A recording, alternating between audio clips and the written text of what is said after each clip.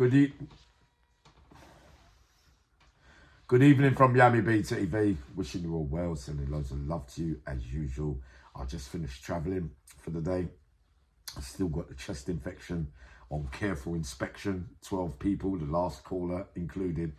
Everybody says that they've got it or got something of that nature by way of a cold or something, and they say welcome to the real world, Uncle Yammy.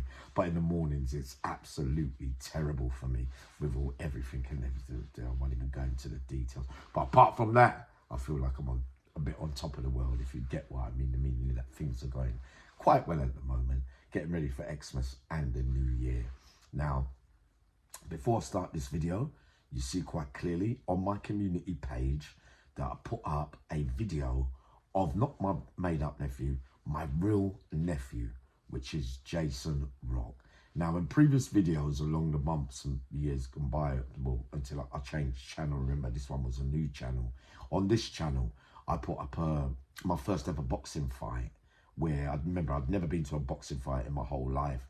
So I videoed walking someone to the ring to prepare for a fight. That person was Jason Rock, my nephew, who is a part-time boxer as well. And that video that I put up today is on Lad Bible he's been on. That's a shortish kind of video with one part of his life story, which is a really, really sad tale, if you get what I mean. So if you want to have a look at that, because he will be coming on my show before the year's out to give most of his life story, if you get what I mean.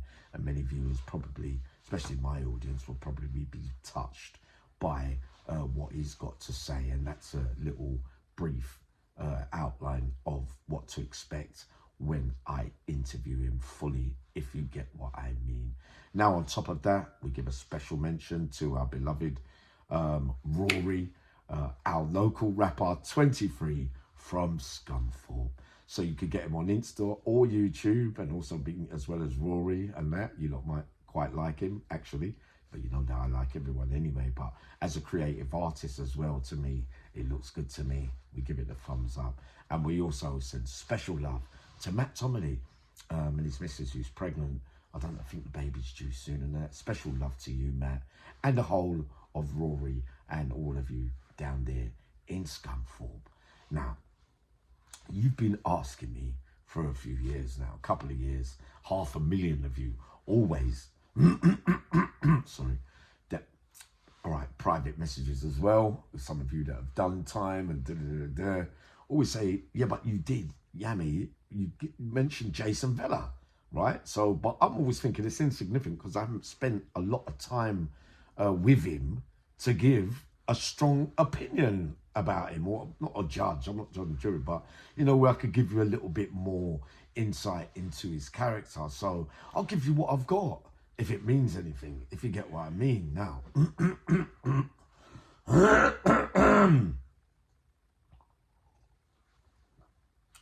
we are in the category A's local, right? Local Belmarsh. I told you that you've been asking me about him, right? So I've met him twice in life, right? So this was the first time, right? And during this time, Gary Staggs, Johnny Kendall, Terry Smith, Mark Noons, rest in peace, Louis Shepherd, Dwayne Daniels, everyone, Pat Smith, even, everyone you can think of was there at this time, right? Also during this time, this was the time, like before I got the 12-13, when I look back, I was telling someone today, like when I look back at myself and how I was absolutely a horrible, mad, brutal animal for 5'8". When I look back, and during this period, my frame of mind was that I believed that I could go in on anyone and physically wrap them up and take what they had by way of drugs or whatever, I'm afraid, is part of my story. But just this stage in particular, that run of 8-9 years up until this stage here was probably how I got my name in for that kind of thing, in a bad light, as well as everything else being in a bad light, if you get what I mean. But it is part of my story, I'm afraid, you know what I mean? So this is how my frame of mind was thinking, and I'm absolutely sure that on the 2 occasions that I've seen and met Paul Ferris, I'm absolutely sure, well, I've spoken to him anyway, briefly, but not for long periods. I mean, just simple exchanges. So I can't hardly say I know Paul Ferris. But I'm absolutely certain that Paul Ferris was in Belmarsh at this time, right? Like for the viewers, right? Because I can't think of another time in Belmarsh, even though I've been there a few times, it rings a bell because of the dates, if you get what I mean. So I knew that I'd seen him in Belmarsh, but I put it together that it was during this time while Jason Vella was there, right? So interesting, right? So think of this. Now, during this time as well, I am a raving nutter, like I just said to you. So what they used to do to me was every 3-4 weeks, make me pack my kit and go on another wing. So I never got settled, that kind of stuff. So now they put me on house block 3 again, because I kept going round and round and round. And all they used to do is leave me in a single cell, which I was mostly in most of my life anyway. Single cell, all alone in the corner. So you could easily, you know, when you go up the stairs, it's like you don't, not saying that I'm isolated, because you're isolated anyway, but it's so weird for me to look at where they always put me would be in a place where you could easily miss my door kind of thing. So I used to feel more than lonesome just by being lonesome anyway, by being in a single cell when you're in prison. I was actually feeling more lonesome and hard to, you know, maneuver and get out and about, but I still got my normal times with the other prisoners, like association and exercise. And during those days in Belmarsh, you got absolutely nothing anyway. So straight away after a few days, I'm doing the old Yammy B1, leaning on the landings, looking around, see who's there. Vocal, loud, first impressions, Jason Vella shouting across the landings. Looked like he was giving orders around everywhere, right? Kind of, to me, you look quite chubby rather than like overly muscly, if you get what I mean, but you did still look like you could have problems there, if you get what I mean. But on first appearance, to me, during that time, straight away, I looked at you as somebody that might be holding a parcel, or you had access to substances, or business-wise, in prison, it looked like you had control of part of that wing. Because Beirut was in the middle. I leave that to as the newcomers in Belmarsh would always go to the middle spur. They called it Beirut. I leave it to your imagination as to why. I was to the left of that spur. So you got 3 spurs in Belmarsh, the middle one, the left one, and the one straight facing across. Right, so I'm in the corner of the top cell there. Jason Vella is down on the ones. And also, I've noticed that you're at your cell quite a lot while others are banged up, so I could hear your voice and blah, blah, blah, blah, blah. So, but on amidst first impressions, and I also watched you down the gym a few times, like you looked like you was good at weights, but I was good at that as well.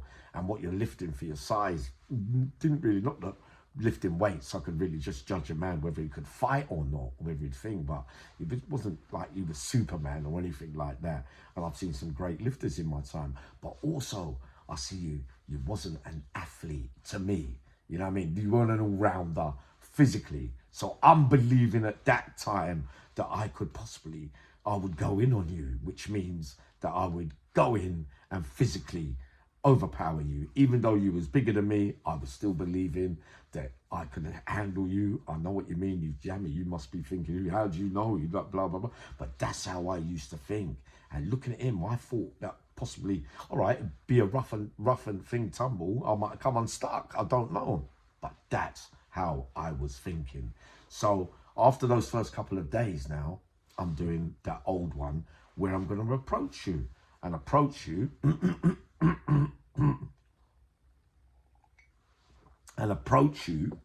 and ask you for something. Now, in what way was I thinking that I'm going to ask you, right? So, but I'm thinking, no, Yammy, you've got to go. It's got to be that one where you're kind of putting it on him, like where you want something. Don't go, excuse me, I didn't want to do the polite thing. I didn't think it would work. And I didn't want him, the way that I heard him talking on the landings to other people, I didn't want you thinking that you would have me in that bracket. So I've gone for that one. You know what I mean? Like, what you said. So I've basically gone up to him, I asked him, right? Outside his front door, on the ones.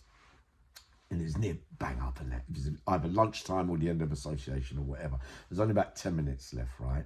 So I've basically confronted him. I said, mate, listen, you doing stuff. I'm looking at a couple of things, like da da da da da.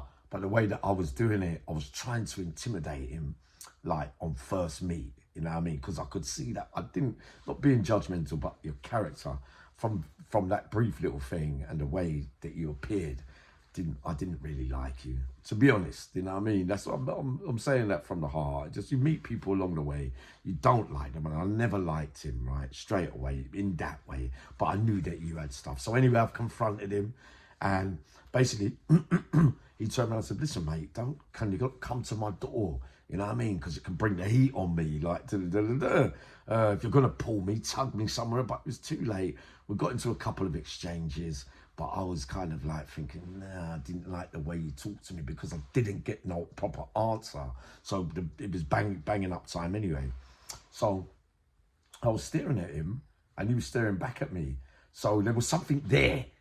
So when I banged up that night, right, I was lying there, I was thinking, first thing in the morning, I'm going down there and I'm going to go in and I'm going to put it to you again properly and push up the door.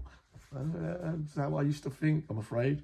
And he was no different to many others. How I used to look at it. Like I said already, he might have done me, I don't know, but I know that I was game for this. So all night thinking, all right, but not all night, but for a couple of hours, right, in the morning again. So when the door, oh God, boy. So when the door opened in the morning, right, click, straight away, I'm outside my door.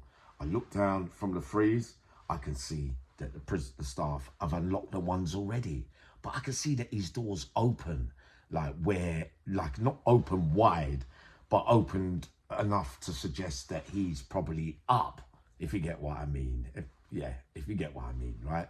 So it looked like you'd either gone out or you're in, or someone's gone into you. So that's how the appearance looked for me, and it was busyish. There was 3 or 4 people, 5 people out first thing in the morning on the ones, right? It was kind of lively for that time of the morning. So I'm coming down the stairs, but when I reached the bottom of the stairs, who was standing there? Jason Vella, you were standing there, right? So I'm walking, but the way he was looking at me when I was coming down the stairs, it was like he had something on his mind too. So, right, I reached the bottom of the stairs, I turned around and I looked at him. I said to him, before I could finish the sentence, he went like that. He pushed in my hand, he pushed a couple of things in. So I said, oh, sweet, mate. He goes, listen, mate, I weren't being rude or being funny last night. So he must have thought about me overnight, unless it was the presence or the aura that I was giving out, the energy. I don't know, right? I'm not underestimating him at all, right? But this is what took place. So basically I took that. So yeah, all right, mate. Oh, that's nice of you, kind of thing. Like, left it, went up, done my thing and whatever. So every couple of days now, I didn't have to ask him. He'd give me one. Like, never really got into too much conversation with him. I think he knew 3 or 4 people that I knew, but we never sat down in a cell and had a long conversation. What swayed me, as well as my thoughts on him, take it how you want to take it. Uncle Yammy just tells you straight what I thought, but it doesn't mean I'm right. Remember that. It doesn't mean I'm right. So on one of those days, I was only on that wing for about 2 weeks and he was there the whole time, right? So on canteen day, which would have been on a Friday, it always seems to be a Friday, I think, in every prison. Anyway, so I'd gone to his cell, right, to go for something else, right? But I think I had a different proposition of some kind. So I've gone to the cell. When I've pushed the cell, it's hit something. So it wasn't a normal metal thing. Those that have done prison, sometimes we can make up things on the floor. Like if staff come in and that, and they can't get in the door. It's like we got a wedge on the door. So they need to remove the, that gives you enough time to get rid of your parcel and blah, blah, blah. But this wasn't a wedge, a metal wedge on the floor. This was a chair and something else. So when I pushed it, I could easily force my way in, if you get what I mean. And he was in a single cell. What did I see? I saw a man getting up, not pulling on, all right, underwear, but pulling up, just getting on to pulling up his trousers. When I looked, his trousers were just below his knees, right? So I don't know what the effing hell was going on. So I can't say, I'll tell you on the second appearance when I met him sometime later on down the line, if you get what I mean, as to why, you know, at first I thought something funny anyway, but it's not for me to say, and I don't really care to that. But he wasn't a young boy, this man in the cell or nothing like that, right? So whatever you do anyway. I don't really care, you know what I mean? But the alarm bells were ringing because when he pulled up his he pulled up his trousers, and obviously he came out the cell. But I was thinking, like many of you thinking, what was you doing with what was happening in the cell kind of thing, you know what I mean? What was you up to? Not like, again, you do what you want to do.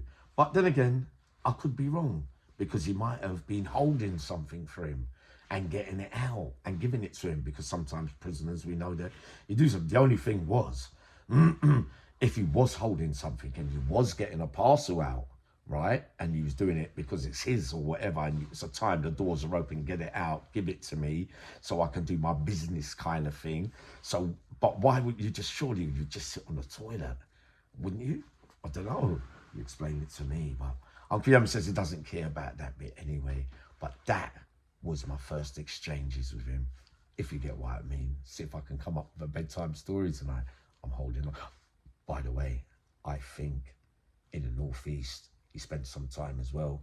And I think he might have had something with Brian Cockrell. Don't quote me on that. I'm not going to go into it. If I want to, I might ring Brian or ask somebody else or whatever and see. But I know at some stage that they might have met and there was words exchanged, if you get what I mean. But that's not for me to tell you, is it? Sending loads of love. See you soon, hopefully.